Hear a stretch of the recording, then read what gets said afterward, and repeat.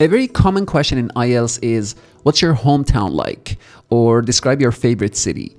If you want to learn 10 really wonderful advanced adjectives to describe your favorite city or your hometown, this video is for you. Stay with me.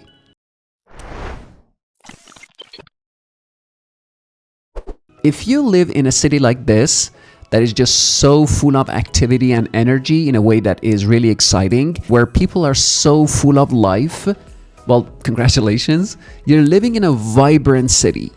Vibrant means lively. Again, vibrant, full of activity. A good way to figure out if you're living in a vibrant city is to answer this question: do you have nightlife in your city?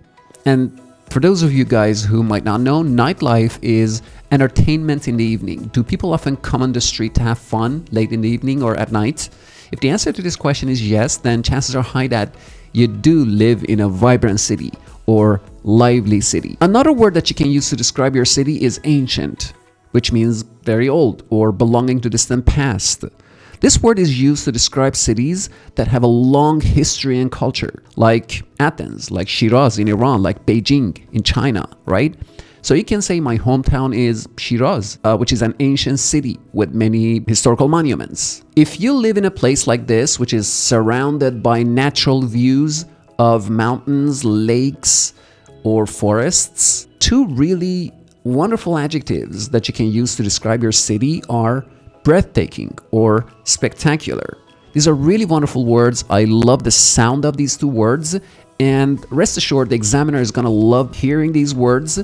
And if you're looking forward to bumping your score, these two words are just going to do the trick. Again, spectacular or breathtaking, which mean beautiful. If you live in a city like this that is just so busy and full of activity and noise, well, I don't know what to say. I definitely don't want to live in a place like that. But a lot of metropolitan areas are bustling, which simply means busy. For example, to describe a city like New York, you can say, I live in New York, which is a bustling city full of noise and activity. But then again, there are a lot of people who actually do enjoy living in a bustling city because they get to experience that sense of excitement that comes with living an urban life, right? If you live in a city which is located right near the sea or the ocean, then you're living in a coastal city. Examples of coastal cities are Sydney in Australia, or San Francisco, or Barcelona. So for example, if you live in Sydney, you can say, I live in Sydney, which is a coastal city, and I really enjoy living there because I get to take a leisurely stroll every single morning and I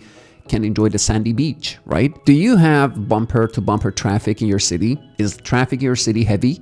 If the answer to that question is yes, then an advanced word that you can use to describe that heavy traffic is congested. Yes, congested traffic, which simply means very heavy traffic.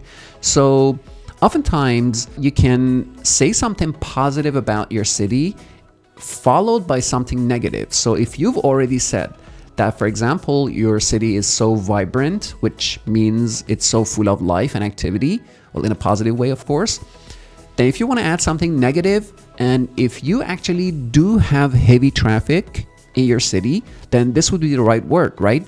Congested. If you live in a city like Toronto, London, or Paris, which are culturally diverse, then you're living in a cosmopolitan city. Cosmopolitan simply means multicultural, which means that people from a wide variety of cultures are living together in the same place. So you can say, I live in Toronto, which is a cosmopolitan city. But the word cosmopolitan can also be used to answer another question in IELTS. Sometimes you're asked the question, why do you want to immigrate to, let's say, Canada? And you're like, because Canada is a cosmopolitan country. Are you living in a city in which everything is just happening so quickly and everybody just wakes up very early in the morning and tries to get as much work done as possible in a fraction of a second, and everybody's just so competitive? The best example of that kind of city that comes to my mind is Hong Kong. The best word to describe this kind of city is fast-paced. A lot of people actually do enjoy living in a fast-paced city because they get to challenge themselves. There are much better job opportunities in a place like that. Personally, I prefer to live in a slow-paced city. This would be the opposite of fast-paced. Let's learn two adjectives that you can use to describe temperature or climate or weather in your hometown? The first one is freezing cold, and I guess the adjective kind of speaks for itself. So you actually live in a place like Canada.